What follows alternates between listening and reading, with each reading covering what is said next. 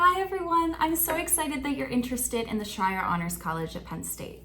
My name is Katie Marakovits, and I'm a Schreyer Scholar majoring in industrial engineering. My pronouns are she, her, and I'm from Bethlehem, Pennsylvania.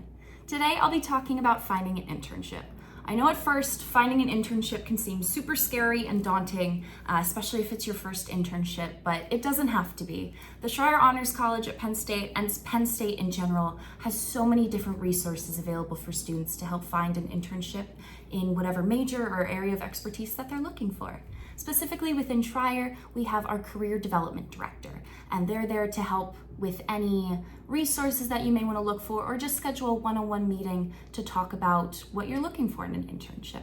We also have various Schreyer-specific career fairs, such as Schreyer Connect in the spring, where you can meet with alumni and network and learn about various internships and opportunities outside of college. Specifically within Penn State, there are various career fairs that you can go to, including the very large Bryce Jordan Center Career Fair. My first year, I didn't go to that career fair. I went to a smaller, more major-specific career fair, and that really helped me build up my confidence to be able to go to the really big BJC career fair my second year.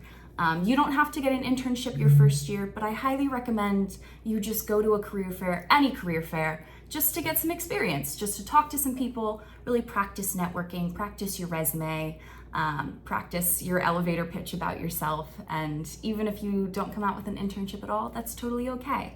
I feel like practice really makes perfect with finding an internship. I got an internship after my first year from that small career fair, then through the Distinguished Alumni Mentoring Program through Schreyer, I got my second internship, and then I went to an engineering specific career fair my third year to get a different internship. So the opportunities are really endless, and I wish you the best of luck.